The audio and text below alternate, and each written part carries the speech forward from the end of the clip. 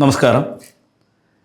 Category number 503/2023 lower division clerk varies department. ഇപ്പോൾ ഈ തസ്തികയുമായി ബന്ധപ്പെട്ട് ഉള്ള നിയമനം വളരെയധികം കുറഞ്ഞതായിട്ടാണ് നമ്മുടെ എല്ലാവരുടെയും ശ്രദ്ധയിൽപ്പെട്ടിട്ടുള്ളത്. അതായത് 2% മാത്രം നിയമനമാണ് ഈ റാങ്ക് ലിസ്റ്റ് വന്നതിന് ശേഷം നടന്നിട്ടുള്ളത്. കഴിഞ്ഞ 6 മാസത്തിനുള്ളിൽ റാങ്ക് ലിസ്റ്റ് 2025 ഓഗസ്റ്റ് മാസം 1-ാം തീയതി നിലവിൽ വന്നു. കൃത്യം 6 മാസം പിന്നിട്ടപ്പോൾ വെറും 2% നിയമനം മാത്രമാണ് ഈ റാങ്ക് ലിസ്റ്റിൽ നടന്നിട്ടുള്ളത്. വളരെ വിഷമം ഉണ്ടാക്കുന്ന ഒരു പരിതസ്ഥിതിയാണ്. പഠിച്ച് പരീക്ഷ എഴുതി ഉയർന്ന റാങ്കുകൾ വാങ്ങിച്ചിട്ടുള്ള ഉദ്യോഗാർത്ഥികൾക്ക് പോലും സർവീസിൽ പ്രവേശിക്കാൻ കഴിയുന്നില്ല. അപ്പോൾ എന്താണ് ഇത്തരത്തിൽ ഈ LD ക്ലർക്കിൻ്റെ നിയമനം കുറഞ്ഞു പോയതിൻ്റെ കാരണങ്ങൾ എന്തൊക്കെയാണെന്ന് നമുക്ക് പരിശോധിക്കാം. അതോടൊപ്പം തന്നെ ഒരു ഉദ്യോഗാർത്ഥി എന്നുള്ള നിലയിൽ, അല്ലെങ്കിൽ നിങ്ങളൊരു റാങ്ക് ഹോൾഡർ എന്നുള്ള നിലയിൽ, ഈ റാങ്ക് ലിസ്റ്റിൽ ഉൾപ്പെട്ടിട്ടുള്ള റാങ്ക് ഹോൾഡർ എന്നുള്ള നിലയിൽ നിങ്ങൾക്ക് എന്തൊക്കെ ചെയ്യുവാൻ കഴിയും ഈ ഒഴിവുകൾ റിപ്പോർട്ട് ചെയ്യിപ്പിക്കുന്നതിനായി? എന്തൊക്കെ നടപടികൾ സ്വീകരിച്ചാൽ നമുക്ക് ഈ റാങ്ക് ലിസ്റ്റിൽ നിന്ന് ഒരു മാന്യമായ നിയമന നിലയിലേക്ക് എത്തിക്കാൻ കഴിയുമെന്നുള്ളതാണ് നമ്മൾ ഈ വീഡിയോയിൽ പരിശോധിക്കുന്നത്. ഈ വീഡിയോ നിർബന്ധമായും ഈ റാങ്ക് ലിസ്റ്റിൽ ഉൾപ്പെട്ടിട്ടുള്ള റാങ്ക് ഹോൾഡേഴ്സ് എല്ലാവരും തന്നെ നിർബന്ധമായും കാണുക. കാരണം നിങ്ങൾ ഓരോരുത്തരും വിചാരിച്ചാൽ മാത്രമേ, ഇപ്പം നമുക്ക് പലരുടെയും ഒരു ധാരണയുണ്ട്, അല്ലെങ്കിൽ നമ്മൾ പലരും വിചാരിക്കുന്ന റാങ്ക് ലിസ്റ്റിൽ ഉൾപ്പെട്ട് കഴിഞ്ഞാൽ അത് കുറച്ച് പേര് റാങ്ക് ഹോൾഡേഴ്സിൻ്റെ ഭാരവാഹികൾ ശ്രമിച്ച് നമുക്ക് വേക്കൻസികൾ വരും. നമ്മളൊന്നും ചെയ്തില്ലെങ്കിൽ പോലും ആരെങ്കിലും കുറച്ച് പേർ ഭാരവാഹികൾ എന്നുള്ള നിലയിൽ അതിനുവേണ്ടി പ്രവർത്തിക്കുകയും അവർ പ്രവർത്തിക്കുന്നതിൻ്റെ ഫലമായി വേക്കൻസികൾ വരികയും നമുക്ക് ജോലി ലഭിക്കുകയും ചെയ്യുമെന്ന് ചിന്തിച്ചിരിക്കുന്ന ഒട്ടനവധി റാങ്ക് ഹോൾഡേഴ്സ് ഉണ്ട്. അങ്ങനെ ഇരിക്കുന്നവർ പ്രത്യേകം ശ്രദ്ധിക്കുക. നിങ്ങൾ ഓരോരുത്തരും ശ്രമിച്ചാൽ മാത്രമേ അടുത്ത ഒരു 2.5 വർഷം, അടുത്ത റാങ്ക് ലിസ്റ്റ് വരുന്ന 2028 ഓഗസ്റ്റ് മാസമാണ് അടുത്ത റാങ്ക് ലിസ്റ്റ് വരുന്നത്. ഇനി ഒരു 2.5 വർഷമാണ് നിങ്ങളുടെ മുന്നിൽ ഈ റാങ്ക് ലിസ്റ്റിൻ്റെ കാലാവധി ഉള്ളൂ. ഈ 2.5 വർഷം എന്തൊക്കെ ചെയ്താലാണ് നമുക്ക് മാന്യമായ ഒരു നിയമന നിലയിലേക്ക് ഈ റാങ്ക് ലിസ്റ്റ് എത്തിക്കാൻ കഴിയുക എന്നുള്ളത് നിങ്ങൾ ഓരോരുത്തരും അറിഞ്ഞിരിക്കേണ്ട കാര്യമാണ്. അപ്പോൾ ആദ്യം തന്നെ നമുക്ക് ഈ ഒഴിവുകൾ എന്ന് പറയുന്ന ഇതുണ്ടല്ലോ, വേക്കൻസി എന്ന് പറയുന്ന ആ ഒരു സംഭവം എങ്ങനെയാണ് ഉണ്ടാവുന്നത്, ഈ വേക്കൻസി എങ്ങനെയാണ് ഉണ്ടാവുന്നത് എന്ന് നമ്മൾ ഓരോരുത്തരും അറിഞ്ഞിരിക്കുക.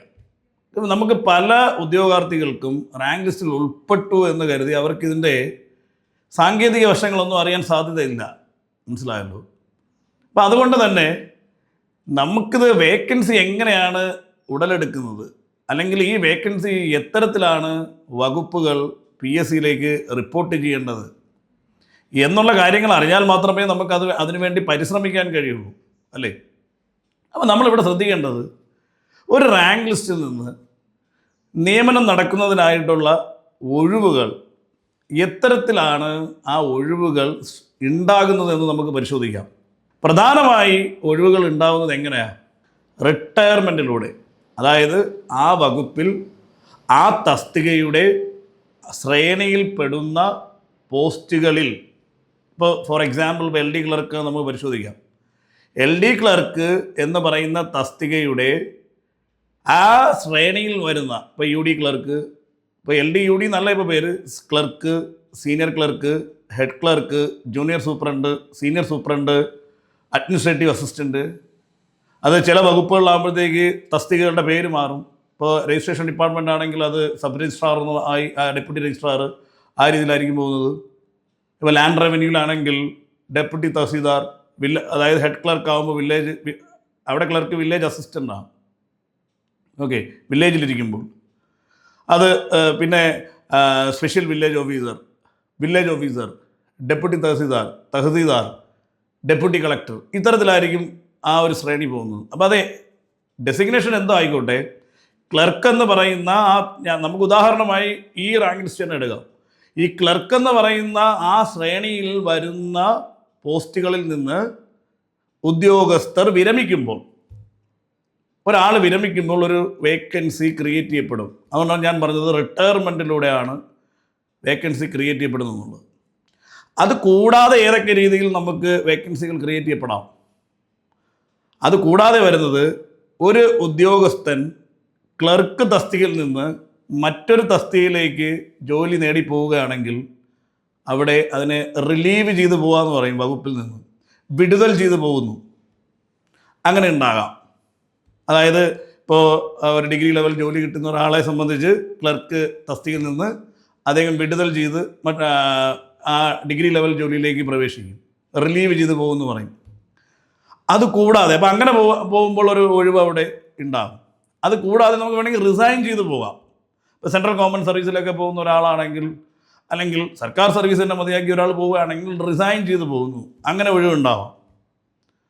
ഇനി അതും കൂടാതെ ഒഴിവുകൾ വരുന്നത് ഓരോരോ ഇപ്പോൾ ക്ലർക്ക് എന്ന് പറയുന്ന തസ്തികയുടെ ആ കേഡറിൽ എവിടെയെങ്കിലും ക്ലർക്ക്, സീനിയർ ക്ലർക്ക്, അങ്ങനെ മുകളിലോട്ട് എവിടെയെങ്കിലും പോസ്റ്റുകൾ ക്രിയേറ്റ് ചെയ്യപ്പെടുകയാണെങ്കിൽ നമുക്ക് എന്ത് ചെയ്യാം?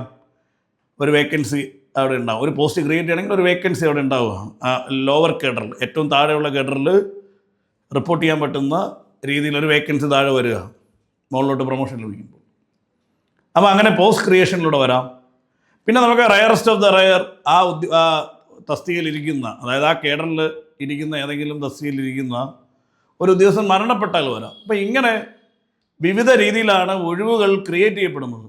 പക്ഷേ ഇതിൽ ഞാൻ പറഞ്ഞ ഇപ്പോൾ ഒരു ഉദ്യോഗസ്ഥൻ മരണപ്പെടുന്നത്, പോസ്റ്റുകൾ ക്രിയേറ്റ് ചെയ്യപ്പെടുന്നത്, ഇത്തരത്തിലുള്ള സാഹചര്യങ്ങളൊക്കെ വളരെ വിരളമാണ്. അപ്പം നമുക്ക് ഒഴിവുകൾ ഉണ്ടായി വരുന്നതിൽ പ്രധാനമായും ഉള്ള റീസൺ എന്ന് പറയുന്നത്, ഒന്ന് റിട്ടയർമെൻറ്റാണ്. ആ വകുപ്പിൽ നിങ്ങൾ ഉൾപ്പെട്ടിരിക്കുന്ന റാങ്ക് ലിസ്റ്റിൻ്റെ തസ്തിക ഏതാണോ, ഇപ്പോൾ നമ്മൾ ഇവിടുത്തെ LD ക്ലർക്കാണെങ്കിൽ ആ LD ക്ലർക്കിൻ്റെ ആ കേഡറിൽ മുകളിലോട്ടുണ്ടാകുന്ന റിട്ടയർമെൻറ്റ്, അത് കഴിഞ്ഞാൽ പിന്നെ നമുക്ക് കൂടുതൽ വേക്കൻസി സാധ്യതയുള്ളത് റിലീവ് ചെയ്തു പോകുന്നതാണ്. ഇപ്പോൾ LD ക്ലർക്ക് എന്ന് പറയുന്ന ഒരു 10th ലെവൽ 10ാം ക്ലാസ് യോഗ്യതയുള്ള തസ്തിക ആയതുകൊണ്ട് തന്നെ അതിൽ നിന്ന് റിലീവ് ചെയ്തു പോകാൻ സാധ്യത കൂടുതലാണ്. കാരണം ഡിഗ്രി ലെവൽ ജോലിയെ കിട്ടിപ്പോകുന്ന ആൾക്കാരുണ്ട്. അപ്പോൾ ഈ രണ്ട് രീതിയിലാണ് വേക്കൻസികൾ പ്രധാനമായി വരുന്നത്. മറ്റു രീതിയിലുള്ള പോസ്റ്റ് ക്രിയേഷനോ അല്ലെങ്കിൽ ഞാൻ നേരത്തെ പറഞ്ഞ ഉദ്യോഗസ്ഥൻ മരണപ്പെടുന്നതൊക്കെ വളരെ റെയറായിട്ട് സംഭവിക്കുന്ന കാര്യങ്ങളാണ്. അപ്പോൾ ഇങ്ങനെയാണ് വേക്കൻസികൾ ക്രിയേറ്റ് ചെയ്യപ്പെടുന്നത്. അപ്പോൾ അത് നിങ്ങൾ ഓരോ ഉദ്യോഗാർത്ഥികളും ഓരോ റാങ്ക് ഹോൾഡേഴ്സും കൃത്യമായി മനസ്സിലാക്കി വയ്ക്കുക. ഓക്കെ, അപ്പോൾ നമ്മൾ ആദ്യം ചെയ്യേണ്ടത്, എന്തുകൊണ്ട് നിങ്ങളുടെ ഈ റാങ്ക് ലിസ്റ്റിൻ്റെ നിയമനം ഇത്രയേറെ കുറഞ്ഞു, അതിന് നമ്മൾ റീസൺസ് കൃത്യമായിട്ട് കണ്ടെത്തുക എന്നുള്ളിടത്താണ്. നമ്മൾ വെറുതെ നമ്മളിങ്ങനെ റാങ്ക് ലിസ്റ്റ് വന്നു, നമ്മളിങ്ങനെ റാങ്ക് ഹോൾഡേഴ്സ് ഗ്രൂപ്പൊക്കെ ഉണ്ടാക്കി നമ്മൾ കുറേ വികാരങ്ങൾ പ്രകടിപ്പിച്ചുകൊണ്ട് ഗ്രൂപ്പിൽ നമ്മളിങ്ങനെ വഴക്കുണ്ടാക്കുക എന്നുള്ളതല്ല, നമ്മൾ ഈ വിഷമം പങ്കുവെച്ച് നമ്മൾ അതിനകത്ത് കുറേ ചിലപ്പോൾ റാങ്ക് ഹോൾഡേഴ്സ് ഭാരവാഹികളെ കുറ്റം പറയും, നിങ്ങളൊന്നും ചെയ്യുന്നില്ല എന്നുള്ള കുറ്റം പറയും. ചിലപ്പോൾ നമ്മൾ ഇത് റിപ്പോർട്ട് ചെയ്യാത്ത ഓഫീസുകളിലെ ഉദ്യോഗസ്ഥരെങ്ങനെ നമ്മൾ കുറ്റം പറയും.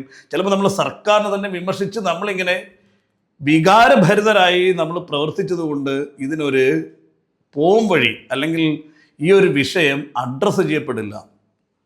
അപ്പം ഇതിനെ നമ്മൾ യുക്തിസഹമായി കാരണങ്ങൾ മനസ്സിലാക്കി ഒത്തൊരുമയോടുകൂടി റാങ്ക് ഹോൾഡേഴ്സ് പ്രവർത്തിച്ച് മുന്നോട്ട് പോയാൽ മാത്രമേ നമുക്ക് ഇതിൽ കൃത്യമായി ഒരു റിസൾട്ട് ഉണ്ടാവുള്ളൂ. റിസൾട്ട് എന്ന് ഞാൻ പറഞ്ഞത്, നമുക്ക് കൃത്യമായി വേക്കൻസികൾ റിപ്പോർട്ട് ചെയ്യപ്പെട്ട്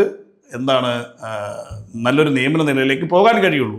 അപ്പോൾ നമ്മൾ ഇതിൻ്റെ കാരണങ്ങൾ കണ്ടെത്തുക എന്നുള്ളതാണ്. അപ്പം നിങ്ങളുടെ റാങ്ക് ലിസ്റ്റ് പരിശോധിച്ച് കഴിഞ്ഞാൽ, അതായത് 2025 ഓഗസ്റ്റ് മാസം നിലവിൽ വന്ന കാറ്റഗറി 503/2023 ക്ലർക്ക് വേരിയസ് ഡിപ്പാർട്ട്മെൻറ്റിൻ്റെ റാങ്ക് ലിസ്റ്റ് പരിശോധിച്ച് കഴിഞ്ഞാൽ ഇതിൽ നിയമനം കുറയാനുള്ള പ്രധാനപ്പെട്ട റീസൺസ് എന്തൊക്കെയെന്ന് ചോദിച്ചു കഴിഞ്ഞാൽ, ഒന്ന്, നിങ്ങളുടെ റാങ്ക് ലിസ്റ്റിൻ്റെ പ്രത്യേകത എന്ന് പറയുന്നത്, ഒരു റാങ്ക് ലിസ്റ്റ് റദ്ദ് ചെയ്യപ്പെടുന്നതിൻ്റെ തൊട്ട് പിറ്റേന്ന് നിലവിൽ വരുന്ന റാങ്ക് ലിസ്റ്റാണ്. അതായത് നിങ്ങൾക്ക് തൊട്ട് മുന്നുള്ള ക്ലർക്ക് റാങ്ക് ലിസ്റ്റ് റദ്ദ് ചെയ്യപ്പെടുന്നത് ജൂലൈ മാസം 31-ാം തീയതി അർദ്ധരാത്രി അത് റദ്ദ് ചെയ്യപ്പെടുമ്പോൾ തൊട്ടടുത്ത ദിവസമാണ് നിങ്ങളുടെ റാങ്ക് ലിസ്റ്റ് നിലവിൽ വന്നിരിക്കുന്നത്.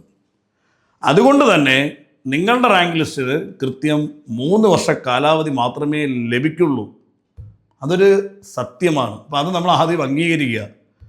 നിങ്ങൾക്ക് തൊട്ട് മുന്നേ ഉണ്ടായിരുന്ന ക്ലർക്ക് റാങ്ക് ലിസ്റ്റിൻ്റെ നേട്ടം എന്തെന്ന് വെച്ച് കഴിഞ്ഞാൽ ആ റാങ്ക് ലിസ്റ്റിന് തൊട്ട് മുന്നേ ഉണ്ടായിരുന്ന റാങ്ക് ലിസ്റ്റ് ഒത്തിരി നാൾ മുന്നേ റദ്ദ് ചെയ്യപ്പെടുകയും ഒരു ഗ്യാപ്പ് അവിടെ ഉണ്ടായി. അതായത് റാങ്ക് ലിസ്റ്റ് നിലവിലില്ലാത്തൊരു പീരീഡ് 1 വർഷത്തോളം ഉണ്ടായിരുന്നു. അതുകൊണ്ട് തന്നെ തൊട്ട് മുന്നേ ഉണ്ടായിരുന്ന റാങ്ക് ലിസ്റ്റിന് ഒരു 4 വർഷത്തോളം എഫക്റ്റീവായിട്ട് ഒരു എഫക്റ്റീവ് പീരീഡ് നമുക്ക് പറയാം. റാങ്ക് ലിസ്റ്റിൻ്റെ കാലാവധി 3 വർഷമാണ്. പക്ഷേ അതിന് തൊട്ട് മുന്നേ ഉണ്ടായിരുന്ന റാങ്ക് ലിസ്റ്റ് നിലവിലില്ലാതിരുന്ന കാലഘട്ടത്തിലെ വേക്കൻസികൾ, ഒഴിവുകൾ കൂടി ഈ റാങ്ക് ലിസ്റ്റിന് ലഭിക്കുകയും അതുകൊണ്ട് തന്നെ അവരുടെ തുടക്കത്തിൽ തന്നെ നല്ലൊരു നിയമന നിലയിലേക്ക് ഇവർക്ക് എത്തുവാനും കഴിഞ്ഞു എന്ന് പറഞ്ഞു കഴിഞ്ഞാൽ മൊത്തത്തിൽ ആ റാങ്ക് ലിസ്റ്റിൻ്റെ എഫക്റ്റീവ് പീരീഡ് എന്ന് പറഞ്ഞു കഴിഞ്ഞാൽ ഒരു 4 വർഷത്തോളം ഉണ്ടായിരുന്നു. മനസ്സിലായല്ലോ. റാങ്ക് ലിസ്റ്റിൻ്റെ കാലാവധി 3 വർഷമാണ്. പക്ഷേ തൊട്ട് മുന്നേ റാങ്ക് ലിസ്റ്റ് ഇല്ലാതിരുന്നത് കൊണ്ട് തന്നെ ആ ഒരു വേക്കൻസി ഇവർക്ക് കിട്ടി. അത് അവർക്കൊരു നേട്ടമായിരുന്നു. അത് നിങ്ങൾക്കില്ല എന്നുള്ളതാണ് നിങ്ങളുടെ പ്രധാന പ്രശ്നം. ഓക്കെ, അതൊരു കാരണമാണ് ഈ നിയമന നില ഇത്രയും താഴ്ന്നു പോയത്. രണ്ടാമത്തെ കാരണം എന്ന് പറഞ്ഞു കഴിഞ്ഞാൽ ഈ ഡിഫറൻഷ്യലി ഏബിൾഡ് ആയിട്ടുള്ളവരുടെ ബാക്ക്ലോഗ്സ് അത് ഓരോ റാങ്ക് ലിസ്റ്റുകളിൽ ഇങ്ങനെ നികത്തി വരികയാണ്. നിങ്ങളെന്നും ആ ആദ്യം വന്ന വേക്കൻസികളിൽ ഈ ഡിഫറൻഷ്യലി ഏബിൾഡിൻ്റെ വിവിധ കാറ്റഗറികൾക്ക് ആ ബാക്ക്ലോഗ് അത് പരിഹരിക്കുന്നതിൻ്റെ ഭാഗമായി വിവിധ ജില്ലകളിൽ ഈ വന്ന വേക്കൻസികളിൽ അവർക്ക് നൽകുകയാണ് ഉണ്ടായത്, ഫ്രഷായിട്ട് വന്ന വേക്കൻസികളിൽ. അപ്പോൾ അതാണ് നിങ്ങൾ നേരിടുന്ന അടുത്ത പ്രശ്നം. അതുകൊണ്ടാണ് പല ജില്ലകളിലും ഓപ്പൺ മെറിറ്റ് 10 റാങ്ക് പോലും എത്തിയിട്ടില്ല. ഇപ്പോൾ തിരുവനന്തപുരമൊക്കെ പരിശോധിച്ചപ്പോൾ ഓപ്പൺ മെറിറ്റ് 3 കാണിക്കുന്നത്. വളരെ ഗുരുതരമായിട്ടുള്ളൊരവസ്ഥയാണ് അത്. മനസ്സിലായല്ലോ. അപ്പോൾ അത് രണ്ടാമത്തെ റീസൺ. മൂന്നാമത്തെ റീസൺ എന്ന് പറഞ്ഞു കഴിഞ്ഞാൽ നിങ്ങളുടെ റാങ്ക് ലിസ്റ്റ് നിലവിൽ വന്നതിന് ശേഷം ഒരു ചെറിയ ഇടവേളയിൽ തന്നെ 2 തിരഞ്ഞെടുപ്പുകളെ നേരിടുകയാണ് സംസ്ഥാനം. ഒന്ന് കഴിഞ്ഞു, തദ്ദേശ സ്വയംഭരണ തിരഞ്ഞെടുപ്പ്. രണ്ടാമത്തെ തിരഞ്ഞെടുപ്പ് എന്ന് പറയുന്നത് അടുത്ത വരാൻ പോകുന്ന നിയമസഭാ തിരഞ്ഞെടുപ്പ്. അപ്പോൾ ഈ 2 തിരഞ്ഞെടുപ്പുകളുടെയും പെരുമാറ്റച്ചട്ടം നിങ്ങളുടെ റാങ്ക് ലിസ്റ്റിൻ്റെ പീരീഡിലാണ്. അതിൻ്റെ കാലാവധി വരുന്ന 3 വർഷത്തിനുള്ളിൽ തന്നെയാണ് ഈ 2 പെരുമാറ്റച്ചട്ടത്തിൻ്റെയും പീരീഡ് വരുന്നത്. അപ്പോൾ അതും വലിയൊരു വിഷയമാണ്. ഓക്കെ, നാലാമത്തെ കാരണമെന്ന് പറയുന്നത് ഇപ്പോൾ തദ്ദേശ സ്വയംഭരണ തിരഞ്ഞെടുപ്പിനെ സംബന്ധിച്ച് മാതൃകാ പെരുമാറ്റച്ചട്ടം നിലവിൽ നിൽക്കുന്ന സമയത്ത് ഉള്ള ഒരു പ്രമോഷൻ്റെ പ്രശ്നങ്ങൾക്ക് മാത്രമേ ഉള്ളൂ. പ്രമോഷൻ മാത്രമേ അവിടെ വിഷയമായി വരുന്നുള്ളൂ. വേറെ പ്രശ്നമൊന്നും അവിടെ വരുന്നില്ലായിരുന്നു. പക്ഷേ നിയമസഭാ തെരഞ്ഞെടുപ്പിൻ്റെ പ്രശ്നം എന്ന് പറയുന്നത് അങ്ങനെയല്ല. അവിടെ പെരുമാറ്റച്ചട്ടം നിലവിൽ നിൽക്കുമ്പോഴത്തേക്ക് ഈ പ്രമോഷൻ പോലുള്ള കാര്യങ്ങളിൽ ഒരു തടസ്സമുണ്ടാവും. അത് മാത്രമല്ല, നിയമസഭ എന്ന് പറയുന്നത് സർക്കാരുകൾ മാറുന്ന തിരഞ്ഞെടുപ്പാണ്, അല്ലേ? സംസ്ഥാന സർക്കാരുകൾ മാറുന്ന തിരഞ്ഞെടുപ്പാണ്. അത് ഇപ്പോൾ ഭരണം മാറുമോ ഇല്ലേ എന്നുള്ളത് നമുക്ക് തിരഞ്ഞെടുപ്പ് കഴിഞ്ഞാൽ റിസൾട്ട് വന്നാൽ മാത്രമേ നമുക്ക് പറയാൻ കഴിയുള്ളൂ. പക്ഷേ എന്നിരുന്നാലും നിലവിലുള്ള ഗവൺമെൻറ് പോവുകയാണ്. അത് ഏത് മുന്നണി എന്നുള്ളത് വിഷയമല്ല. പക്ഷേ നിലവിലുള്ളത് അടുത്ത മുന്നണി ഏത് മുന്നണി വേണോ അധികാരത്തിൽ വരാം. പക്ഷേ നിലവിലുള്ള സർക്കാരിൻ്റെ കാലാവധി അവസാനിക്കാൻ പോവുകയാണ്. അങ്ങനെ കാലാവധി അവസാനിക്കാൻ പോകുന്ന സർക്കാർ അധികാരത്തിലിരിക്കുമ്പോഴുള്ളൊരു വിഷയമെന്ന് പറഞ്ഞു കഴിഞ്ഞാൽ ഏതാനും മാസം മാത്രമേ ഇനി തിരഞ്ഞെടുപ്പിന് ബാക്കിയുള്ളൂ. ഈ സന്ദർഭങ്ങളിൽ ഇത്തരത്തിൽ സർക്കാർ മാറാൻ പോകുന്ന സന്ദർഭങ്ങളിൽ ഈ സർക്കാരിൻ്റെ തീരുമാനങ്ങൾ എടുക്കുന്നതുമായി ബന്ധപ്പെട്ട് ഉദ്യോഗസ്ഥരുടെ ഇടയിൽ മനഃപൂർവ്വമല്ലാത്ത ഒരു വീഴ്ച അല്ലെങ്കിൽ ഒരു അലംഭാവം എന്നൊക്കെ നമുക്ക് പറയാം, അല്ലെങ്കിൽ ഒരു വേഗതക്കുറവെന്നും പറയാം. അപ്പം അത് സ്വാഭാവികമായി സംഭവിക്കുന്നതാണ്. അത് സർക്കാരുകൾ മാറാൻ നേരത്ത് ഈ അതിൻ്റെ പൊളിറ്റിക്കൽ എക്സിക്യൂട്ടീവ് എന്ന് പറയുന്ന ആ ഒരു സംവിധാനം പൂർണ്ണമായും പിന്നീട് ഭരണത്തിലായിരിക്കത്തില്ല അവിടെ കോൺസെൻട്രേഷൻ. അതാണ് നിങ്ങൾ മനസ്സിലാക്കേണ്ടത്. ഭരണത്തിലായിരിക്കത്തില്ല അവിടെ ശ്രദ്ധ. പൊളിറ്റിക്കൽ എക്സിക്യൂട്ടീവിൻ്റെ കൂടുതൽ ശ്രദ്ധയും പിന്നീട് വരാൻ പോകുന്ന തിരഞ്ഞെടുപ്പും അവരുടെ തെരഞ്ഞെടുപ്പ് പ്രചരണങ്ങൾ, തെരഞ്ഞെടുപ്പ് അതുപോലെ എന്താണ് കാൻഡിഡേറ്റ്സിനെ തിരഞ്ഞെടുക്കുന്ന അത്തരത്തിലുള്ള കാര്യങ്ങളിലായിരിക്കും അവർ കൂടുതൽ എൻഗേജ്ഡ് ആകുന്നത്. ഭരണത്തിൽ ചെറിയ ശ്രദ്ധ കുറയും പൊളിറ്റിക്കൽ എക്സിക്യൂട്ടീവിൻ്റെ ഭാഗത്ത് നിന്ന്. അത് സ്വാഭാവികമായി പെർമനൻ്റ് എക്സിക്യൂട്ടീവായിട്ടുള്ള ബ്യൂറോക്രസിയും ബാധിക്കും. അങ്ങനെ ഒരു വേഗതക്കുറവ് സർക്കാർ തലത്തിൽ ഉണ്ടാവും തീരുമാനങ്ങൾ എടുക്കുന്നതുമായി ബന്ധപ്പെട്ട്. അതാണ് ഈ സർക്കാർ മാറുമ്പോഴുള്ള ഒരു പ്രശ്നം. അതാണ് നിങ്ങൾ നേരിടുന്ന 4ാമത്തെ വലിയൊരു പ്രശ്നം. മനസ്സിലായല്ലോ? ഇനി 5ാമത്തെ പ്രധാന പ്രശ്നമെന്ന് പറയുന്നത്, പല വകുപ്പുകളിലും ഈ സീനിയോറിറ്റി തർക്കം കാരണം, ഉദ്യോഗസ്ഥർക്കിടയിലെ സീനിയോറിറ്റി തർക്കങ്ങൾ കാരണം പ്രൊമോഷൻസ് നടക്കുന്നില്ല. ഓക്കെ, ഈ സമയബന്ധിതമായി പ്രൊമോഷൻസ് നടക്കാതിരുന്നു കഴിഞ്ഞാൽ അതിൻ്റെ ലോവർ കേഡറിൽ ഇരിക്കുന്ന ക്ലർക്ക് എന്ന് പറയുന്ന പോസ്റ്റിൽ യഥാസമയം ഒഴിവുകൾ ക്രിയേറ്റ് ചെയ്യപ്പെടാതെ, വേക്കൻസികൾ ക്രിയേറ്റ് ചെയ്യപ്പെടാതെ പോകും. അപ്പം അതൊരു വലിയ പ്രശ്നമാണ്. അപ്പം അങ്ങനെ ഒരു പ്രശ്നവും നിങ്ങൾ നേരിടുന്നുണ്ട്. അടുത്തൊരു പ്രശ്നം എന്ന് പറയുന്നത്, ഈ പല വകുപ്പുകളിലെയും ക്ലർക്കുമാർ അവരുടെ ഈ യോഗ്യതാ പരീക്ഷ, അതായത് ഈ KSR ലോവർ പോലുള്ള പരീക്ഷകൾ ഒരു പാസ്സാകാത്തതിൻ്റെ ഭാഗമായി ഇവർക്ക് പ്രൊമോഷൻ ലഭിക്കാതെ ആ എൻട്രി കേഡറിൽ തന്നെ ഇരിക്കുന്ന പല വകുപ്പുകളുണ്ട്. അടുത്ത പ്രധാന ഒരു പ്രശ്നം എന്ന് പറയുന്നത്, കോട്ടകൾ മറികടന്നുള്ള ഈ കമ്പാഷനേറ്റ് അപ്പോയിൻമെൻറ്റ്, സമാശ്വാസ പദ്ധതി എന്ന് പറയുന്നതല്ലോ, അതായത് ഡൈൻ ഹാർനസ്, പല വകുപ്പുകളിലും ഇത് കോട്ട മറികടന്ന് മുന്നേ കൊടുത്തിട്ടുണ്ട്. അതായത് നിശ്ചിത പേഴ്സൻറ്റേജ് കവിഞ്ഞ് ഡൈൻ ഹാർനസ് കൊടുത്ത് അത് റെഗുലറൈസ് ചെയ്യപ്പെടുവാനായിട്ട് ഇപ്പോൾ വേക്കൻസികൾ എടുക്കുന്ന പല വകുപ്പുകളുമുണ്ട്. അതുപോലെ ഇൻ്റർ ഡിപ്പാർട്ട്മെൻറ്റ്, ഇൻ്റർ ഡിസ്ട്രിക്റ്റ്, അതുപോലെ ലോ പെയ്ഡ് എംപ്ലോയീസിൻ്റെ പ്രൊമോഷൻ, ഇത്തരത്തിൽ കോട്ടകൾ നിശ്ചയിച്ചിട്ടുള്ള അപ്പോയിൻമെൻറ്റ്സ്, അത് ഡൈൻ ഹാർനസ് ആകാം, ഇൻ്റർ ഡിസ്ട്രിക്റ്റ് ആവാം, ഇൻ്റർ ഡിപ്പാർട്ട്മെൻ്റ് ആകാം, ലോ പെയ്ഡ് എംപ്ലോയീസിൽ നിന്നുള്ള പ്രൊമോഷനാകാം. ഇത്തരത്തിൽ കോട്ടകൾ മറികടന്ന് പല വകുപ്പുകളിലും സംഭവിച്ചിട്ടുള്ളതോ അത് റെഗുലറൈസ് ചെയ്യപ്പെടുന്നതിൻ്റെ ഭാഗമായി വേക്കൻസികൾ നഷ്ടപ്പെടുന്നുണ്ട്. അതല്ലെങ്കിൽ അത് ഇപ്പോഴും സംഭവിക്കുന്ന പല വകുപ്പുകളുമുണ്ട്. ഇങ്ങനെ ഒട്ടനവധി കാരണങ്ങൾ കൊണ്ടാണ് നിങ്ങളുടെ വേക്കൻസി ഗണ്യമായി കുറയുകയും നിയമനം ഗണ്യമായി കുറയുകയും ചെയ്തത്. അപ്പോൾ ഇതെല്ലാം കൂടെ ഒരുമിച്ച് വന്നത് അതൊരു ഭാഗ്യക്കേടായി തന്നെ നമുക്ക് കരുതാം, അല്ലേ? ഒരു റാങ്ക് ലിസ്റ്റ് റദ്ദ് ആയതിൻ്റെ തൊട്ടുപിറ്റെന്ന് വരിക, 2 ഇലക്ഷനെ നേരിടുക, ഈ എല്ലാ അശുഭമായിട്ടുള്ള കാര്യങ്ങളെല്ലാം നിങ്ങളുടെ ലിസ്റ്റിനെ ബാധിച്ചു എന്നുള്ളത് നമ്മളുടെ ഒരു ഭാഗ്യക്കേടായിട്ട് നമ്മൾ കരുതിയേ മതിയാവും. ഓക്കെ, അപ്പോൾ ഇതൊക്കെ സംഭവിച്ചാലും നമുക്കിതിനൊരു പരിഹാരം കണ്ടെത്തിയല്ലേ പറ്റുള്ളൂ. നമ്മൾ കഷ്ടപ്പെട്ട് ഉറക്കമെണീച്ച് കൃത്യമായി പഠിച്ച് പരീക്ഷ എഴുതി നല്ല റാങ്ക് കരസ്ഥമാക്കി ഒരു ജോലിക്ക് വേണ്ടി അനിശ്ചിതമായി കാത്തിരിക്കുക എന്ന് പറഞ്ഞു കഴിഞ്ഞാൽ അത് അംഗീകരിക്കാൻ കഴിയില്ല. അപ്പോൾ നമുക്ക് എന്ത് ചെയ്യാൻ കഴിയുമെന്നുള്ളതാണ് നമ്മൾ പരിശോധിക്കേണ്ടത്. അപ്പോൾ നമ്മൾ ചെയ്യുന്ന കാര്യങ്ങൾ നമ്മൾ കൃത്യമായി ചെയ്യുക തന്നെ വേണം. അതല്ലാതെ ഇത് അതിൻ്റെ സ്വാഭാവികമായി വേക്കൻസികൾ അത് തനിയെ റിപ്പോർട്ടായി നമുക്ക് ജോലി ലഭിക്കുമെന്നുള്ള അത്തരത്തിലുള്ള ഒരു സ്വപ്ന ലോകത്തൊന്നും നിങ്ങൾ ഇരുന്ന് കളയരുത്.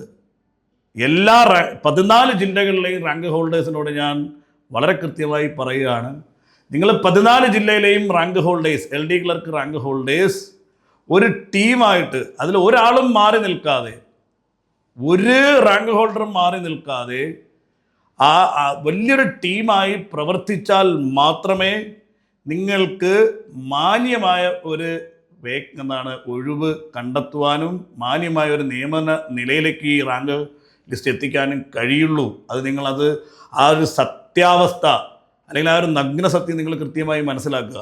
അപ്പോൾ നിങ്ങൾക്ക് എന്ത് ചെയ്യാൻ കഴിയും, നിങ്ങൾ എന്താണ് ചെയ്യേണ്ടതെന്നുള്ളത് വളരെ കൃത്യമായി ഞാൻ പറഞ്ഞു തരാം. നിങ്ങളത് വളരെ ശ്രദ്ധിച്ച് കേൾക്കുക.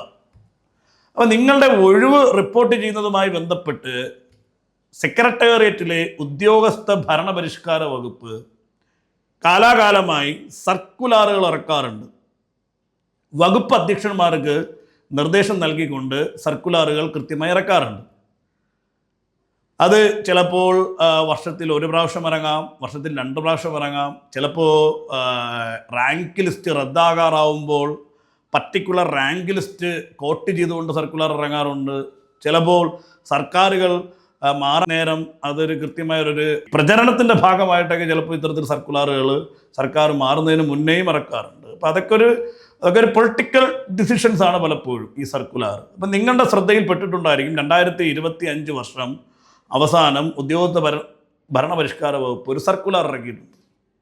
അപ്പം ഞാൻ വളരെ കൃത്യമായി പറയാം ഈ സർക്കുലറിൻ്റെ അവസ്ഥ എന്താണെന്നും ഈ സർക്കുലറിൽ മേൽ നിങ്ങൾ ഓരോ റാങ്ക് ഹോൾഡേഴ്സും സ്വീകരിക്കേണ്ട നടപടിയും ഞാൻ വളരെ വ്യക്തമാക്കി തരുന്നതാണ്. ഒന്ന്, ഈ സർക്കുലർ കൊണ്ട് എന്തെങ്കിലും ഉപയോഗമുണ്ടോ എന്നുള്ളതാണ് നമ്മൾ ആദ്യം മനസ്സിലാക്കേണ്ടത്. നമ്മളത് കൃത്യമായി മനസ്സിലാക്കേണ്ട ഒരു കാര്യമാണ്. ഈ സർക്കുലർ കൊണ്ട് എന്തെങ്കിലും ഉപയോഗമുണ്ടോ? അപ്പം നിങ്ങൾ പത്രമാധ്യമങ്ങളിലും ദൃശ്യമാധ്യമങ്ങളിലും കണ്ടായിരുന്നു അല്ലേ, ഇത്തരത്തിലൊരു സർക്കുലർ ഉദ്യോഗസ്ഥ ഭരണപരിഷ്കാര വകുപ്പ് ഇറക്കിയിട്ട് വകുപ്പ് അധ്യക്ഷന്മാർ പുല്ല് വിലയാണ് കൽപ്പിച്ചിരിക്കുന്നു എന്നുള്ള ഹെഡിങ്ങിൽ തന്നെ നിങ്ങൾ പല വാർത്തകളും കണ്ടു. അപ്പോൾ നമുക്കത് പരിശോധിക്കാം. ഈ സർക്കുലർ കൊണ്ട് എന്തെങ്കിലും ഉപയോഗം ഉണ്ടോ എന്നുള്ളത്. ഇപ്പോൾ പുല്ല് വില എന്നുള്ള രീതിയിൽ ഞാൻ അതിനെ അടച്ചാക്ഷേപിക്കുന്നില്ല. ഈ സർക്കുലർ വരുമ്പോൾ കുറച്ച് വകുപ്പുകൾ, അതത്ര വലിയ മേജർ വകുപ്പുകളായിരിക്കില്ല എന്നുള്ളത് നിങ്ങൾ മനസ്സിലാക്കുക. അത്ര വലിയ സ്ട്രെങ്ത് ഇല്ലാത്ത, ഉദ്യോഗസ്ഥരുടെ എണ്ണം കുറഞ്ഞ, പോസ്റ്റുകളുടെ എണ്ണം കുറഞ്ഞ കുഞ്ഞു കുഞ്ഞു വകുപ്പുകളിൽ കൃത്യമായി ഇൻകുംബൻ്റ് രജിസ്റ്ററുകളും കൃത്യമായി ഇതുമായി ബന്ധപ്പെട്ട രേഖകളൊക്കെ സൂക്ഷിക്കുന്ന, കൃത്യമായി കോട്ടകൾ കൃത്യമായി പാലിക്കുന്ന, കൃത്യമായി സർക്കാർ നിർദ്ദേശങ്ങൾ പാലിച്ച് പ്രവർത്തിക്കുന്ന കുഞ്ഞു കുഞ്ഞു ഡിപ്പാർട്ട്മെൻറ്റുകൾ പലതും ഈ സർക്കുലർ വില കൽപ്പിക്കുകയും ആയതുമായി ബന്ധപ്പെട്ട് ഈ പ്രതീക്ഷിത ഒഴിവുകൾ, ആൻറ്റിസിപ്പേറ്റഡ് വേക്കൻസികൾ റിപ്പോർട്ട് ചെയ്യാനാണ് ലാസ്റ്റ് സർക്കുലർ ഇറക്കിയിരിക്കുന്നത്. അപ്പോൾ അത് അങ്ങനെ റിപ്പോർട്ട് ചെയ്യാറുണ്ട്, ഇല്ലാന്ന് ഞാൻ പറയുന്നില്ല. അങ്ങനെ ചെറിയ വകുപ്പുകൾ അത് ചെയ്യാറുണ്ട്. പക്ഷേ മേജർ വകുപ്പുകൾ, ഞാൻ വകുപ്പുകളൊന്നും ഞാൻ കൃത്യമായി എടുത്ത് പറയുന്നില്ല, അത് നിങ്ങൾക്ക് റാങ്ക് ഹോൾഡേഴ്സിന് തന്നെ കൃത്യമായിട്ട് അറിയാതെ. പക്ഷെ മേജർ വകുപ്പുകൾ, അതായത് ഒഴിവുകൾ ഒരുപാട് വരാൻ സാധ്യതയുള്ള, കാരണം ഈ പോസ്റ്റ് ഒട്ടനവധിയുള്ള ക്ലർക്കായാലും സീനിയർ ക്ലർക്കായാലും മുകളിലോട്ടുള്ള തസ്തികളൊക്കെ ഒട്ടനവധി ഉള്ള മേജർ വകുപ്പുകൾ. ഞാൻ മേജർ എന്ന് ഉദ്ദേശിച്ചത് വേറൊന്നുമല്ല, ഈ തസ്തികകളുടെ എണ്ണത്തിലും ഒഴിവുകളുടെ എണ്ണത്തിലും കൂടുതൽ മുന്നിട്ട് നിൽക്കുന്ന വകുപ്പുകളാണ് ഞാൻ മേജർ വകുപ്പുകളെന്ന് അഭിസംബോധന ചെയ്തത്. ഇത്തരത്തിലുള്ള വകുപ്പുകൾ ഇത് മൈൻഡ് ചെയ്യാറില്ല എന്നുള്ളത് ഒരു സത്യമാണ്. അതുകൊണ്ട് തന്നെ ഈ പുല്ലുവില എന്ന് പറയുന്നത് ഒരു പരിധി വരെ സത്യമാണ്. അപ്പം നമ്മൾ ഉദ്യോഗാർത്ഥികളെ സംബന്ധിച്ച്, അല്ലെങ്കിൽ ഈ പരീക്ഷ എഴുതി നിൽക്കുന്ന റാങ്ക് ഹോൾഡേഴ്സിനെ സംബന്ധിച്ച് നമ്മൾ വിചാരിക്കും, ഉദ്യോഗസ്ഥ ഭരണപരിഷ്കാര വകുപ്പ് സർക്കാരിൻ്റെ മുഖ്യമന്ത്രി നേരിട്ട് കൈകാര്യം ചെയ്യുന്ന, ഉദ്യോഗസ്ഥരുമായി ബന്ധപ്പെട്ട കാര്യങ്ങൾ കൈകാര്യം ചെയ്യുന്ന ഇത്തരത്തിലുള്ളൊരു വകുപ്പിൽ നിന്ന് സർക്കാരിൻ്റെ ഒരു സർക്കുലർ ഇറങ്ങിക്കഴിഞ്ഞാൽ അത് വകുപ്പ് അധ്യക്ഷന്മാർ ഇത് കണ്ട ഉടനെ മുട്ടിടിച്ചുകൊണ്ട് എല്ലാ ഒഴിവുകളും റിപ്പോർട്ട് ചെയ്യുമെന്ന് നമ്മളെപ്പോലുള്ള സാധാരണ ഗതിയിലുള്ള ഉദ്യോഗാർത്ഥികൾ ചിന്തിച്ചു പോകും, അല്ലെങ്കിൽ നമ്മൾ ആ രീതിയിലായിരിക്കും മനസ്സിലാക്കി വെച്ചിരിക്കുന്നത്. അങ്ങനെ അല്ല കാര്യം. ഇത് സത്യം പറഞ്ഞു കഴിഞ്ഞാൽ ഈ സർക്കുലർ എന്ന് പറയുന്നത് ഇതൊരു ചടങ്ങ് മാത്രമാണ്. മനസ്സിലായാലും ഇപ്പോൾ ആറ്റുകാൽ പൊങ്കാല എല്ലാ വർഷവും നടക്കുന്നുണ്ട്, ഒരു ചടങ്ങ് പോലെ നടക്കുന്നുണ്ട്. തൃശ്ശൂർ വടക്കുംനാഥ ക്ഷേത്രത്തിലെ തൃശ്ശൂർ പൂരം അതൊരു ചടങ്ങ് പോലെ നടക്കുന്നുണ്ട്. അതുപോലെ ഒരു ചടങ്ങായിട്ട് ഇറങ്ങുന്നതാണ് ഈ സർക്കുലർ. എന്തുകൊണ്ട് ഈ സർക്കുലർ ചടങ്ങായി മാറി എന്നുള്ളതാണ് നിങ്ങൾ ആദ്യം മനസ്സിലാക്കേണ്ടത്. അവിടെയാണ് നിങ്ങൾ ക്രിയാത്മകമായി പ്രവർത്തിക്കേണ്ടത്, നിങ്ങൾ ഓരോ റാങ്ക് ഹോൾഡേഴ്സ്. ഈ സർക്കുലർ നമുക്ക് ഉപയോഗപ്പെടുത്താം. എങ്ങനെ? നിങ്ങൾ ഓരോ ജില്ലയിലെയും റാങ്ക് ഹോൾഡേഴ്സിന് ഈ സർക്കുലർ ഉപയോഗപ്പെടുത്താൻ കഴിയും. എങ്ങനെ ഉപയോഗപ്പെടുത്താമെന്നുള്ളതാണ്, അതാണ് നമ്മൾ പരിശോധിക്കേണ്ടത്. നമ്മൾ ആ രീതിയിൽ വേണം നിങ്ങൾ ഓരോ ജില്ലയിലെയും റാങ്ക് ഹോൾഡേഴ്സ് പ്രവർത്തിക്കേണ്ടത്. അത് ഞാൻ പറഞ്ഞുതരാം എന്താണ് നിങ്ങൾ ചെയ്യേണ്ടതെന്നുള്ളത്. അതായത് ഈ സർക്കുലറിൻ്റെ പ്രശ്നം എന്താണെന്ന് അറിയാമോ? ഇതിങ്ങനെ റിപ്പോർട്ട് ചെയ്ത് സർക്കാരിനെ അറിയിക്കാൻ പറയുന്നതിനപ്പുറത്തേക്ക് ഇതിനൊരു ഫോളോ അപ്പ് ഇല്ല. അതാണ് ഈ സർക്കുലറിൻ്റെ പ്രധാന പോരായ്മ. മനസ്സിലായല്ലോ? ഇപ്പം എത്ര വകുപ്പുകൾ ഇത് റിപ്പോർട്ട് ചെയ്തു, അതിൽ PNARDയുടെ അഡീഷണൽ ചീഫ് സെക്രട്ടറിയുടെ നേതൃത്വത്തിൽ ഒരു വകുപ്പ് അധ്യക്ഷന്മാരുടെ ഒരു റിവ്യൂ മീറ്റിങ്ങോ അല്ലെങ്കിൽ ഒരു ഫോളോ അപ്പ് മീറ്റിങ്ങോ അത് നടത്താത്തിടത്തോളം കാലം ഈ സർക്കുലർ ഒരു ചടങ്ങായി മാറും. മനസ്സിലായല്ലോ? അപ്പോൾ അവിടെ ചെയ്യേണ്ടതെന്ന് പറഞ്ഞു കഴിഞ്ഞാൽ ഉദ്യോഗസ്ഥ ഭരണപരിഷ്കാര വകുപ്പ് അല്ലെങ്കിൽ personal and administrative reforms department P&ARD, ഈ ഡിപ്പാർട്ട്മെൻറ്റ് അഡീഷണൽ ചീഫ് സെക്രട്ടറിയുടെ നേതൃത്വത്തിൽ ഇതിന് കൃത്യമായിട്ടൊരു ഫോളോ അപ്പ് ഉണ്ടാകണം. അപ്പോഴും പ്രശ്നമുണ്ട്. എന്താണ് ഈ ഫോളോ അപ്പ് എന്ന് പറയുമ്പോഴത്തേക്ക് ഇവർ വന്ന് ഇപ്പോൾ വകുപ്പ് അധ്യക്ഷന്മാരാണെങ്കിൽ വന്നിട്ട് എന്തെങ്കിലുമൊക്കെ ന്യായം പറഞ്ഞങ്ങ് പോകും. മനസ്സിലായല്ലോ? ആ മീറ്റിങ്ങിൽ വന്നിട്ട് അത് ഇന്ന കാരണം കൊണ്ടാണ് എന്നുള്ള ന്യായം പറയും. ഈ ഒരു ഫോളോ അപ്പ് മീറ്റിംഗ് വെച്ചാൽ പോലും ഇന്ന കാരണം കൊണ്ട് അത് റിപ്പോർട്ട് ചെയ്യാൻ പറ്റിയില്ല, അല്ലെങ്കിൽ ഇന്ന ബാക്ക്ലോഗ് കൊടുക്കേണ്ടി വന്നു, അല്ലെങ്കിൽ ഇന്ന നേരത്തെ കോട്ട മറികടന്ന് കൊടുത്ത് റെഗുലറൈസ് ചെയ്യേണ്ടതുണ്ട്. അങ്ങനെ കുറേ ന്യായങ്ങൾ ഇവരെ നിരത്തി രക്ഷപ്പെട്ടങ്ങ് പോകും. മനസ്സിലായല്ലോ? അപ്പോൾ ആ ഫോളോ അപ്പ് മീറ്റിംഗ് കൊണ്ടും നമ്മൾ വിചാരിക്കുന്ന ഒരു ഔട്ട്പുട്ട് വരില്ല. പിന്നെ എന്ത് ചെയ്യാൻ കഴിയുമെന്നുള്ളതാണ്. ഇത് കൃത്യമായി കണ്ടെത്തണമെങ്കിൽ ഈ സർക്കുലാർ മുൻനിർത്തി ഉദ്യോഗസ്ഥ ഭരണപരിഷ്കാര വകുപ്പിൻ്റെ ഏതെങ്കിലും വിങ്ങിൻ്റെ നേതൃത്വത്തിൽ കൃത്യമായിട്ടുള്ള സ്പോട്ട് വെരിഫിക്കേഷൻ ഉണ്ടാകണം. അതായത് ഫീൽഡ് ഇൻസ്പെക്ഷൻ ഉണ്ടായാൽ മാത്രമേ ഇതിൽ കൃത്യമായിട്ടുള്ള വേക്കൻസികൾ കണ്ടെത്തുവാനും അത് റിപ്പോർട്ട് ചെയ്യുകയും ചെയ്യുള്ളൂ. ഞാൻ പറഞ്ഞത് നിങ്ങൾ കൃത്യമായി മനസ്സിലാകുന്നുണ്ടല്ലോ. ഉദ്യോഗസ്ഥ ഭരണപരിഷ്കാര വകുപ്പിൻ്റെ റൂൾസ് സെക്ഷനാണ് ഈ സർക്കുലർ ഇറക്കിയിരിക്കുന്നത്. ഈ സർക്കുലർ ഇറക്കാൻ ഉള്ള അധികാരം P&ARDയുടെ റൂൾസ് ഡിപ്പാർട്ട്മെൻറ്റാണ്. അതായത് P&ARD ഡിപ്പാർട്ട്മെൻറ്റിൻ്റെ റൂൾസ് എന്ന് പറയുന്ന സെക്ഷനാണ്. അപ്പോൾ ഈ സെക്ഷനാണ് ഈ സർക്കുലർ ഇറക്കിയിരിക്കുന്നത്. ആ സെക്ഷനിൽ 2-3 അസിസ്റ്റൻറ്റുമാരും ഒരു സെക്ഷൻ ഓഫീസറും ഉൾപ്പെടുന്ന ഒരു സെക്ഷൻ മാത്രമാണ്. അപ്പോൾ ആ സെക്ഷനെ സംബന്ധിച്ച് ഈ സർക്കുലാറിൽ മേലുള്ളൊരു ഫോളോ അപ്പ് മീറ്റിംഗ് നടത്താൻ കഴിയുമായിരിക്കും. പക്ഷെ ഞാൻ നേരത്തെ പറഞ്ഞതുപോലെ ഈ ഫോളോ അപ്പ് മീറ്റിങ്ങിൽ ഈ വകുപ്പ് അധ്യക്ഷന്മാർ തടി തപ്പാനുള്ള സാധ്യത വളരെ കൂടുതലാണ്. അതുകൊണ്ടത് ഫലപ്രദമാകില്ല. ആ ഒരു ഫോളോ അപ്പ് മീറ്റിംഗ് കൊണ്ടൊന്നും നമുക്ക് അത് ഫലപ്രദമാവുന്ന രീതിയിലേക്ക് വരില്ല. പക്ഷേ കൃത്യമായി P&ARDയുടെ ഏതെങ്കിലും വിങ് അത് ഈ സർക്കുലർ ഇറക്കിയ റൂൾസിന് കഴിയില്ല, കാരണം ഉദ്യോഗസ്ഥരുടെ എണ്ണം കുറവാണ്. പക്ഷേ P&ARDയുടെ തന്നെ അഡ്മിനിസ്ട്രേറ്റീവ് റിഫോംസ് AR ഡിപ്പാർട്ട്മെൻറ്റ് എന്ന് പറഞ്ഞ ഡിപ്പാർട്ട്മെൻ്റ് ഉണ്ട്. അത് AR 1 മുതൽ ഏകദേശം AR 14 വരെയുള്ള AR 13-14 വരെയുള്ള സെക്ഷൻസ് ഉണ്ട്. അതിൽ AR 10 മാത്രമാണ് അബോളിഷ് പോയത്. എന്നാലും ഒരു 12 മുതൽ 13 വരെ സെക്ഷനുള്ള ഒരു വിങ് ഉണ്ട് AR. അതുപോലെ P&ARDയുടെ തന്നെ അഡ്മിനിസ്ട്രേറ്റീവ് വിജിലൻസ് ഉണ്ട്. അത് 1 മുതൽ 5 വരെയുള്ള സെക്ഷൻസ് ഉള്ള അഡ്മിനിസ്ട്രേറ്റീവ് വിജിലൻസ് ഉണ്ട്. അപ്പോൾ ഈ 2 വിങ്ങിലെ ഏതെങ്കിലും ഒരു വിങ്ങിനെ എൻട്രസ്റ്റ് ചെയ്യണം. എന്തിനാ? ഈ സർക്കുലാറിൽ മേൽ സ്വീകരിച്ച നടപടികൾ കൃത്യമായി ഓഫീസുകൾ സന്ദർശിച്ച് പരിശോധിച്ച് ഉറപ്പുവരുത്തി വേക്കൻസികൾ കണ്ടെത്തി റിപ്പോർട്ട് ചെയ്യാനുള്ള നടപടികൾ സ്വീകരിക്കേണ്ടതുണ്ട് ഈ വിങ്, ഏതെങ്കിലും ഒരു വിങ്ങിൻ്റെ നേതൃത്വത്തിൽ. അപ്പോൾ ഇത് അങ്ങനെ തീരുമാനിക്കപ്പെടണമെങ്കിൽ അത് ആ അഡീഷണൽ ചീഫ് സെക്രട്ടറി തലത്തിൽ മാത്രമേ അത്തരത്തിലുള്ളൊരു തീരുമാനം വരുള്ളൂ. അങ്ങനെ ഒരു തീരുമാനം വരണമെങ്കിൽ അതിന് ഉറപ്പായിട്ടും ഒരു പൊളിറ്റിക്കൽ ഡിസിഷൻ ആവശ്യമുണ്ട്. അഡീഷണൽ ചീഫ് സെക്രട്ടറിക്ക് സ്വമേധയാ തീരുമാനിക്കാൻ പ്രശ്നമൊന്നുമില്ല. ഈ സ്പോട്ട് വെരിഫിക്കേഷൻ ഒന്നും ഒരു പൊളിറ്റിക്കൽ തീരുമാനത്തിൻ്റെ ആവശ്യമില്ല. പക്ഷേ എന്നിരുന്നാലും ഒരു പൊളിറ്റിക്കൽ തീരുമാനം കൂടെ ഉണ്ടെങ്കിൽ അതിനൊരു വേഗത കൂടും, അല്ലെങ്കിൽ അതിനൊരു ഇൻറ്റൻസിറ്റി കൂടും.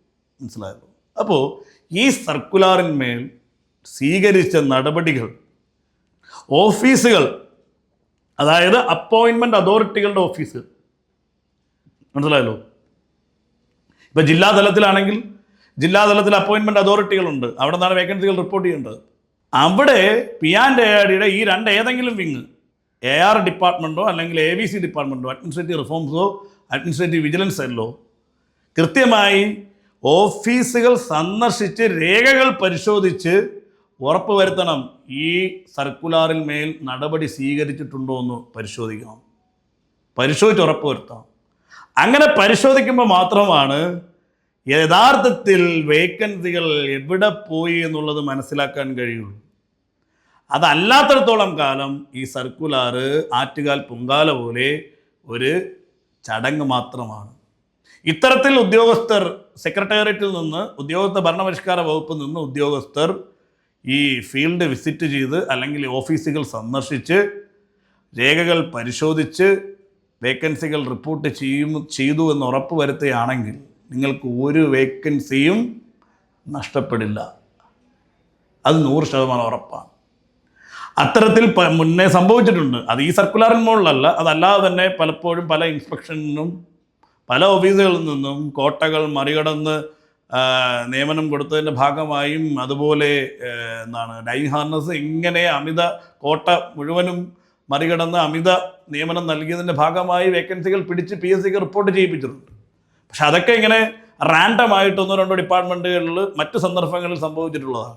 ഇത് വ്യാപകമായൊരു ഡ്രൈവായിട്ട് ഇത് നടന്നാൽ മാത്രമേ, കാരണം PNAD എന്ന് പറഞ്ഞ ഡിപ്പാർട്ട്മെൻറ്റ് അതിന് സ്ട്രെങ്ത് ഉണ്ട്. ഞാനീ പറഞ്ഞ 2 ഡിപ്പാർട്ട്മെൻറ്റുകൾ PNADയുടെ തന്നെ 2 വിങ്ങുകൾ, ഡിപ്പാർട്ട്മെൻറ്റ് എന്ന് പറയാൻ കഴിയില്ല, ഈ PNAD ഡിപ്പാർട്ട്മെൻറ്റ് 2 വിങ്ങുകൾ ARഉം AVCയും ഇവരെ കൊണ്ട് കഴിയും. മനസ്സിലായോ? അത്തരത്തിലൊരു തീരുമാനം സർക്കാർ തലത്തിൽ ഉണ്ടാക്കിയെടുക്കുന്നിടത്താണ് നിങ്ങൾ റാങ്ക് ഹോൾഡേഴ്സ് വിജയിക്കുന്നത്. അപ്പോൾ അതിന് കൃത്യമായിട്ടുള്ളൊരു മെമ്മോറാണ്ടം തയ്യാറാക്കുക റാങ്ക് ഹോൾഡേഴ്സ്. അത് എത്തിക്കേണ്ട തലങ്ങളിലെല്ലാം തന്നെ എത്തിക്കുക. അത് നിങ്ങൾ ആദ്യം കാണേണ്ടത്, ഇപ്പോൾ Thiruvananthapuram LD clerk rank list ഉള്ളവർക്ക് കൃത്യമായിട്ട് സെക്രട്ടേറിയറ്റ് സന്ദർശിച്ച് PNAD അഡ്മിനിസ്ട്രേറ്റീവ്, അതായത് PNAD ഡിപ്പാർട്ട്മെൻറ്റിൻ്റെ അഡീഷണൽ ചീഫ് സെക്രട്ടറിയെ കണ്ട് നേരിട്ട് അപ്പോയിൻമെൻ്റ് എടുത്ത് അവിടെ ചെന്ന് അപ്പോയിൻമെൻ്റ് എടുത്ത് നിങ്ങൾക്ക് നേരിട്ട് കാണാം.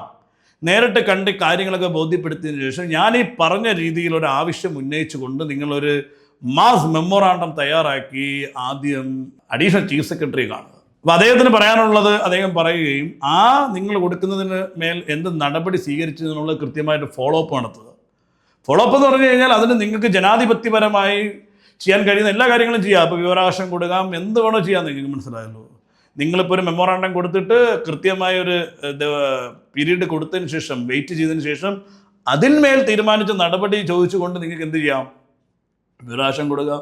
അല്ലെങ്കിൽ വീണ്ടും പോയി ആ ഫയൽ, നിങ്ങൾക്കിപ്പോൾ ഓഫീസ് വഴി ആ ഫയൽ ട്രാക്ക് ചെയ്യാൻ പറ്റുമല്ലോ. അപ്പോൾ അത് പോകുന്ന വഴികളെല്ലാം പോയി ഇതിന്മേലൊരു തീരുമാനം ഉണ്ടാക്കിയെടുക്കുക. മനസ്സിലായല്ലോ? ഇച്ഛാശക്തിയോടുകൂടി ഒരു ഗവൺമെൻറ് ഇതിന്മേൽ തീരുമാനമെടുത്തു കഴിഞ്ഞാൽ ഒരു വേക്കൻസി നഷ്ടപ്പെടത്തില്ല. സർക്കാർ തലത്തിൽ അത്തരത്തിൽ നല്ലൊരു ഇച്ഛാശക്തി ഉണ്ടായാൽ മാത്രമേ നിങ്ങൾക്ക് ഈ റാങ്ക് ലിസ്റ്റിൽ നല്ലൊരു നിയമനം ലഭിക്കത്തുള്ളൂ.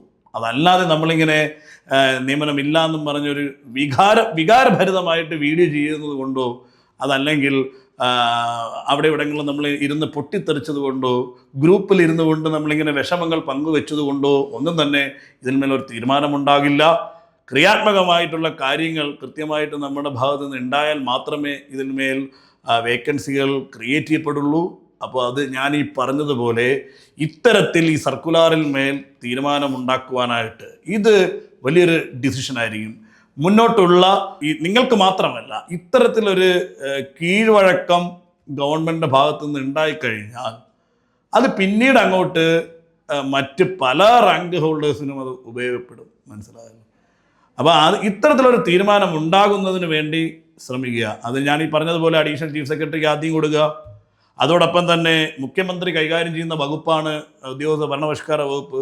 അപ്പോൾ മുഖ്യമന്ത്രിയുടെ ശ്രദ്ധയിൽപ്പെടുത്തുക. അതുപോലെ CM കംപ്ലൈൻറ്റ് ഉണ്ടല്ലോ ഓൺലൈനായിട്ട്, അവിടെ നിങ്ങൾക്ക് കൊടുക്കാം. അത് കൂടാതെ തന്നെ ഭരണമുന്നണിയിലെ മുതിർന്ന നേതാക്കന്മാരെ കണ്ട് ഇത്തരത്തിലുള്ളൊരിത് കൊടുക്കാം. എങ്ങനെയാണെങ്കിലും അത് എന്ത് പ്രഷർ ചെലുത്തിയാണെങ്കിലും ഏത് രീതിയിൽ നിങ്ങൾ അതിനെ ഫോളോ അപ്പ് ചെയ്തിട്ടാണെങ്കിൽ പോലും നിങ്ങൾ ഇത്തരത്തിലൊരു തീരുമാനം സർക്കാർ തലത്തിൽ നിന്ന് ഉണ്ടാക്കിയാൽ മാത്രമേ നമുക്ക് ഈ വേക്കൻസികൾ കൃത്യമായി ലഭിക്കത്തുള്ളൂ. അതല്ലാതെ സർക്കുലാർ മാത്രം ഇറക്കിയത് കൊണ്ട് അത് വെറുതെ ഒരു ചടങ്ങ് മാത്രമാണെന്ന് ഞാൻ ഒരിക്കൽ കൂടി ഓർമ്മിപ്പിക്കുന്നു. അപ്പോൾ ഇതുമായി ബന്ധപ്പെട്ട് പല റാങ്ക് ഹോൾഡേഴ്സും എനിക്ക് പേഴ്സണലി മെസ്സേജ് അയച്ചിട്ടുണ്ടായിരുന്നു, സാർ ഇതുമായി ബന്ധപ്പെട്ട് ഞങ്ങൾ ഹെൽപ്പ് ചെയ്യണമെന്നുള്ളത്.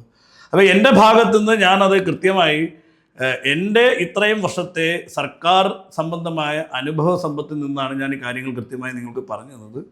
അത് മേലിലും ഞാൻ നിങ്ങളോടൊപ്പം ഉണ്ടാകും. അത്തരത്തിലുള്ള സഹായങ്ങൾ എൻ്റെ ഭാഗത്തു നിന്ന് ഉണ്ടാകും. അപ്പോൾ നിങ്ങൾക്ക് ഇതുമായി ബന്ധപ്പെട്ട് സർക്കാർ തലത്തിൽ ഈ വേക്കൻസികളുമായി ബന്ധപ്പെട്ട് നിങ്ങൾക്ക് എന്തൊക്കെ ചെയ്യാൻ കഴിയുമോ ആ കാര്യങ്ങളുമായി ബന്ധപ്പെട്ട് എന്തെങ്കിലും സംശയം നിങ്ങൾക്കുണ്ടെങ്കിൽ, സാർ അത് ഇങ്ങനെയാണോ ചെയ്യേണ്ടത് അല്ലെങ്കിൽ ഇങ്ങനെയാണോ ചെയ്യേണ്ടത്, അത് ഇതിന് ചിലപ്പോൾ ഞാൻ ഈ വീഡിയോ കൊണ്ട് നിങ്ങൾക്കൊരു ക്ലാരിറ്റി കിട്ടണമെന്നില്ല. അപ്പോൾ അതുമായി ബന്ധപ്പെട്ട് നിങ്ങൾക്ക് എന്ത് സഹായത്തിനും PK ലേണിങ്സ് തയ്യാറാണ്. അതിൽ യാതൊരുവിധ സംശയവുമില്ല. ഇപ്പോൾ ഒരു കോഴ്സ് കഴിഞ്ഞു അല്ലെങ്കിൽ റാങ്ക് ഹോൾഡറായി, ഇനി വിഷയമില്ല, അവർ പൊക്കോട്ടെ, അവരേത് വഴിക്ക് പൊക്കോട്ടെ, അങ്ങനെ ഒരു ചിന്താഗതിയുള്ള സ്ഥാപനമല്ല PK ലേണിങ്സ്. കൃത്യമായ ഇടപെടലുകൾ അത് ഏത് തലത്തിലും, അത് ചിലപ്പോൾ നിങ്ങൾക്ക് ചിന്തിക്കാൻ പറ്റാത്ത മറ്റു രീതിയിലൊക്കെ എനിക്ക് ചിലപ്പോൾ സഹായിക്കാൻ കഴിയും. കാരണം ഈ ഉദ്യോഗസ്ഥരുമായിട്ടുള്ള പരിചയം കൊണ്ടോ അല്ലെങ്കിൽ ആ സൗഹൃദം കൊണ്ടൊക്കെ പല രീതിയിൽ നമുക്ക് സഹായിക്കാൻ കഴിഞ്ഞേക്കാം. അത് ആ രീതിയിലൊക്കെ ഞാൻ നിങ്ങളെ സഹായിക്കാൻ തയ്യാറാണ്.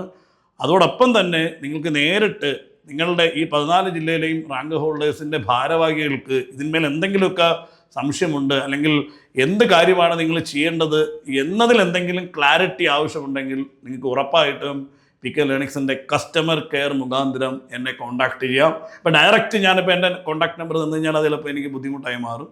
അപ്പോൾ അത്തരത്തിൽ റാങ്ക് ഹോൾഡേഴ്സിന് എന്തെങ്കിലും ഈ 14 ജില്ലയിലെയും LD ക്ലർക്ക് റാങ്ക് ഹോൾഡേഴ്സിന് എന്തെങ്കിലും സംശയമോ എന്തെങ്കിലും ക്ലാരിഫിക്കേഷനോ എന്തെങ്കിലും ആവശ്യമുണ്ടെങ്കിൽ നിങ്ങൾ എന്നെ ബന്ധപ്പെടാൻ ഒരു മടിയും കാണിക്കേണ്ട.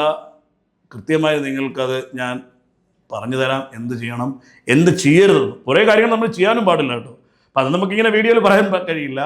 പല കാര്യങ്ങളും നമ്മൾ ട്രിഗർ ചെയ്യാൻ ഉണ്ടല്ലോ. നമ്മളങ്ങനെ ഈ ജനാധിപത്യപരമായി കാര്യങ്ങൾ കൈകാര്യം ചെയ്ത് വേണം നമ്മളിതൊക്കെ നേടിയെടുക്കേണ്ടത്. പല കാര്യങ്ങളും നമ്മൾ ചെയ്യാനും പാടില്ല. അപ്പോൾ അതും നമ്മൾ ശ്രദ്ധിക്കേണ്ടതുണ്ട്. അപ്പോൾ എന്ത് ചെയ്യാൻ കഴിയും, എന്ത് ചെയ്യണം, എങ്ങനെ ചെയ്യണം, എന്ത് ചെയ്യാൻ പാടില്ല, ഇത്തരം കാര്യങ്ങളൊക്കെ നിങ്ങൾക്ക് എന്തെങ്കിലും സംശയമുണ്ടെങ്കിൽ PK ലേണിങ്സിൻ്റെ കസ്റ്റമർ കെയർ മുഖാന്തരം എന്നെ ബന്ധപ്പെടുക. ഞാൻ എല്ലാ സഹായവും ഈ റാങ്ക് ഹോൾഡേഴ്സെന്നല്ല ഏത് റാങ്ക് ഹോൾഡേഴ്സിനായാലും എന്നെ ബന്ധപ്പെട്ടവർ LD ക്ലർക്കുകാരാണ്. അപ്പോൾ എൻ്റെ ഭാഗത്തു നിന്ന് ഉണ്ടാവും എന്ന് ഉറപ്പ് നൽകുന്നു. അപ്പോൾ എല്ലാവർക്കും പ്രതീക്ഷിച്ച പോലെ തന്നെ വേക്കൻസികൾ ഉണ്ടാകട്ടെ, ഉണ്ടാകാനുള്ള അവസരം ഉണ്ടാവട്ടെ. എല്ലാവരും സർക്കാർ സർവീസിലേക്ക്, നിങ്ങൾ ആഗ്രഹിക്കുന്ന ഒരു ജോലിയിലേക്ക് എത്താൻ സർവേശ്വരൻ അനുഗ്രഹിക്കട്ടെ. എല്ലാ ഭാവുകങ്ങളും. നന്ദി.